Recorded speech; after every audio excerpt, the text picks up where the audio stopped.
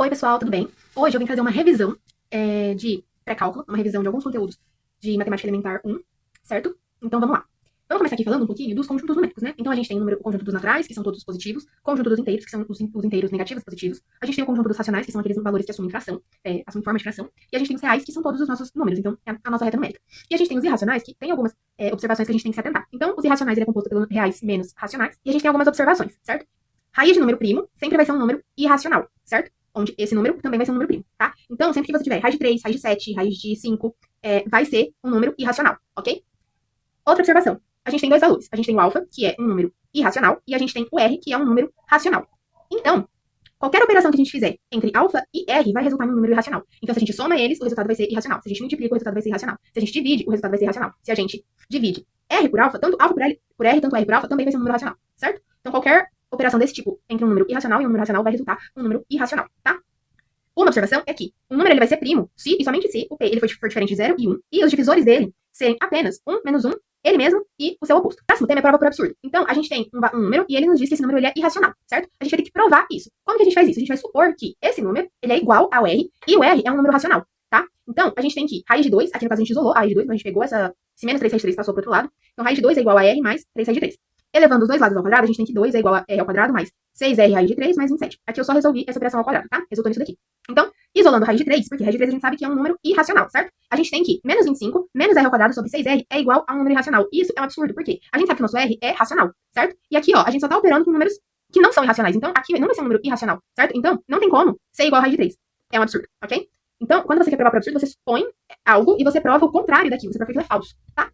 Próximo tema é produto cartesiano. O que é produto cartesiano? De uma forma bem simples, é basicamente a distributiva entre dois conjuntos. Então aqui a gente tem o produto cartesiano de A com B, né? Então a gente vai fazer a distributiva. Então 1 distribui com 5, o 1 distribui com 7, o 2 distribui com 5 e o 2 distribui com 7. Então o nosso produto cartesiano é composto por 4 elementos. 4 elementos, que não é 9, peço perdão. 4 elementos, certo? Relação binária. R é uma relação binária de A em B, se e somente se R está contido no produto cartesiano de A e B, certo? Então a gente vai ter um produto cartesiano, que é o que a gente acabou de ver, certo? E a partir dele a gente vai estabelecer uma relação, tá? Aqui eu trouxe um exemplo, certo? Então, se A é igual a 1, 2, 3, 4 e B é igual a 1, 2, 3, quais os elementos da relação R igual a x, y, tal que x é menor que y? Então, de A em B, né? Então a gente vai sair de A e vai pra B. Então, a gente tem que primeiro fazer o produto cartesiano de A e de B, certo? Então, fazendo o produto cartesiano de A e de B, a gente vai ter os nossos elementos compostos por várias coordenadas, né? De x e de y. Aqui o nosso x são todos os valores de A e o nosso y são os valores de B, certo? A partir disso, a gente vai analisar dessas coordenadas quais x's são menores que y. E o nosso conjunto R vai ser composto por essas coordenadas, entende? Um outro exemplo, ó, seja A, menos 1, 0, 1 e 2. Quais os elementos da relação R, x, y pertencente a A ao quadrado, tal que x ao quadrado é igual a y ao quadrado. Quando vocês notarem essa notação aqui, ó, A ao quadrado, significa que o nosso produto cartesiano vai ser feito de A em A. Então a gente vai fazer a distributiva do conjunto A como ele mesmo. Então aqui ficaria menos 1, 0 menos 1, 1 menos 1, 2 menos 1. Aí o segundo elemento vai fazendo distributiva. A gente vai chegar a um conjunto com vários pares ordenados de A em A, certo? E a nossa relação vai ser composta apenas pelos conjuntos onde x ao quadrado é igual a y ao quadrado.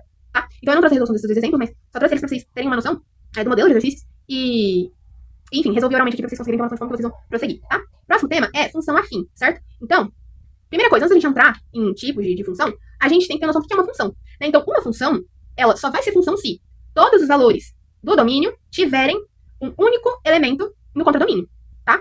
Então, esse exemplo que eu dei, ele é a função, porque o 1 tem só um elemento, que é o 5, o 2 também é o 8, o 3 o 8 e o 4 o 11. Se esse 3 aqui tivesse 5 e no 8, já não seria função. Porque aí, esse elemento do domínio teria dois elementos do contradomínio, entende?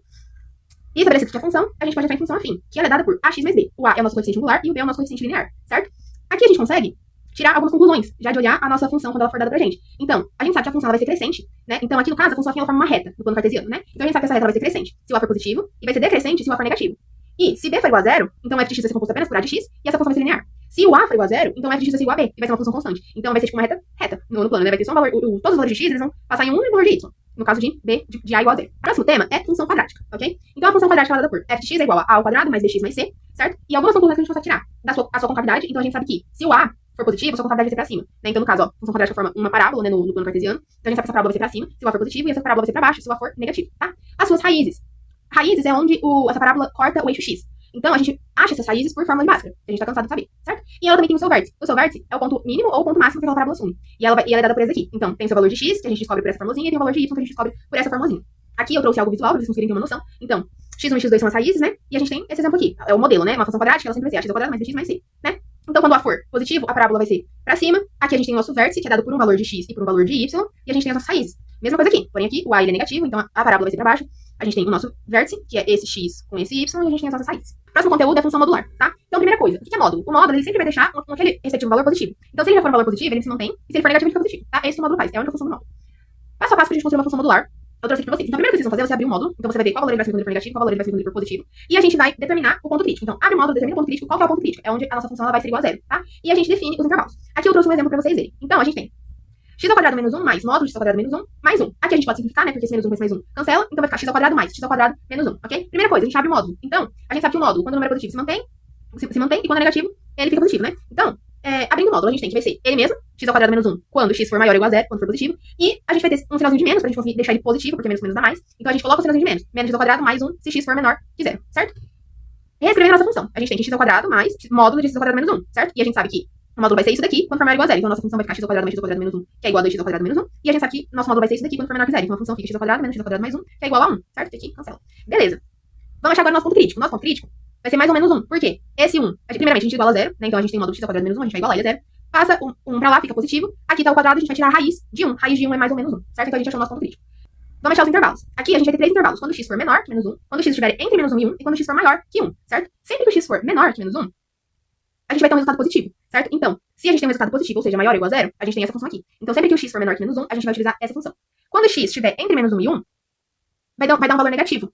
Então, valor negativo é a constante 1. Então, 1, certo? E quando o x for maior que 1, vai dar um valor positivo, que é essa função, Ah, Maria, como que eu sei se quando for menor que menos 1 vai ser positivo ou negativo? Se vai ser maior ou igual a zero ou se vai ser menor que zero? Você substitui. Então, a gente tem x ao quadrado menos 1.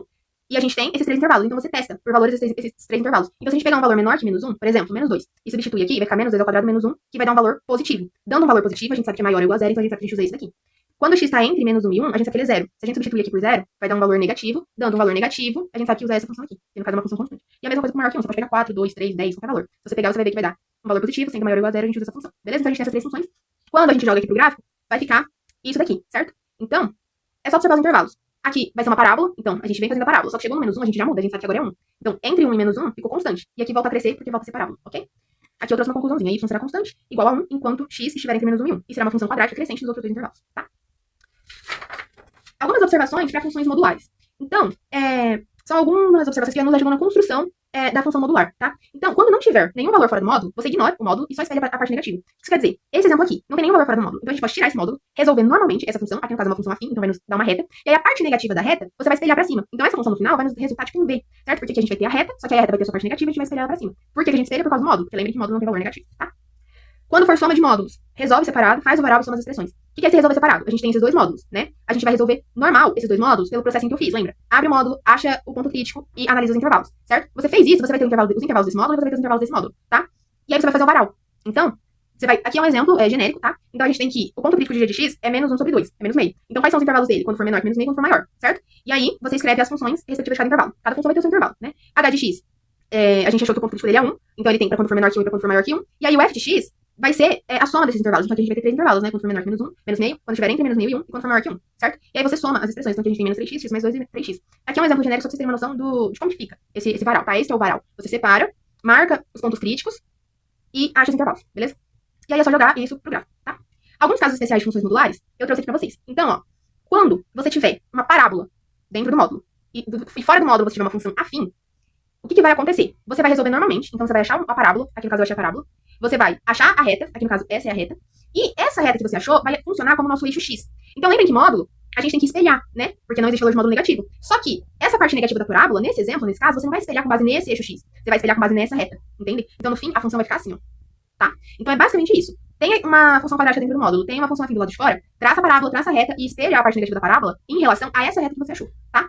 O outro exemplo que eu não trouxe o gráfico porque é bem simples. Quando você tiver de novo, ó, eu tenho uma função quadrática dentro do módulo, só que percebam que dentro desse módulo tá tudo positivo, certo? Quando for assim, não tiver nenhum valor negativo, você pode tirar esse módulo e trabalhar como se fosse uma função quadrática. E aí você vai achar uma parábola e essa vai ser seu gráfico. E essa parábola vai ser seu gráfico. Então aqui, ó, eu poderia fingir que não tem esse módulo e eu poderia resolver a seguinte função quadrada. X ao quadrado mais x mais 4, né? Porque esses dois são uma com esses dois. E aí se você resolver, né, função quadrática, acha as raízes, acha o vértice e traça a parábola no gráfico. Se você resolver, você vai chegar na parábola correspondente, certo? Próximo tópico e último são os tipos de funções, tá? Então a gente tem função composta, que é dada por isso aqui, que é também chamada de função de função. Por quê? O valor do nosso x vai ser uma função. Então aqui seria g de x, só que o nosso x é uma função, tá? Aqui eu trouxe um exemplo pra vocês terem uma noção. Então, 3x mais 2 e g de x, f de x é igual a 3x mais 2 e g de x é igual a 2x mais a, tá? Então a gente tem que determinar o a, de modo que fog seja igual a golf, tá? Então a gente tem que fog vai ser igual a 3, o nosso x é o g, então 3 vezes x, 2x mais a, mais 2. Isso daqui resulta nisso daqui. E o nosso golf vai ser igual a 2, só que o nosso x agora é tudo isso daqui. Então 2 vezes 3x mais 2 mais a, e resulta isso aqui. E a gente quer que isso seja igual a isso. Então 6x mais 3a mais 2 é igual a 6x mais 4 mais a. Esse 6x cancela, 3a mais 2 mais a. Esse x cancela, esse 2 eu passei pra lá, né? Aí 4 menos 2 fica 2, então 3a igual a 2 mais a, 2a igual a 2, a igual a 1, certo?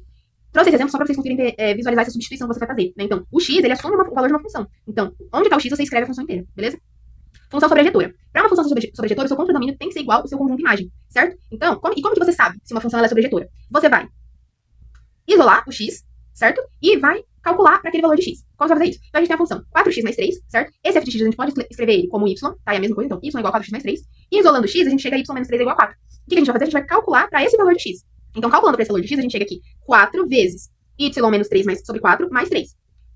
Observem que mais 3 com menos 3, 4 está multiplicando, 4 está dividindo. Sobra o quê? Y. Então, se você fizer esse processo, se você conseguir chegar em y, significa que ela é sobrejetora, tá? Porque tem um valor de y para aquele x. Função injetora. Na função injetora, cada elemento de seu contradomínio deve ser a imagem de, no máximo, um elemento do domínio. Então, por exemplo, eu tenho 3, 2 e 1. x1, x2, x3, né? Então, para essa função ser injetora, isso daqui, ó, não pode acontecer. Esse 2 não pode ser a imagem de dois valores de x, entendem? Isso daqui é uma função, né? Porque lembra que a gente determinou que é uma função?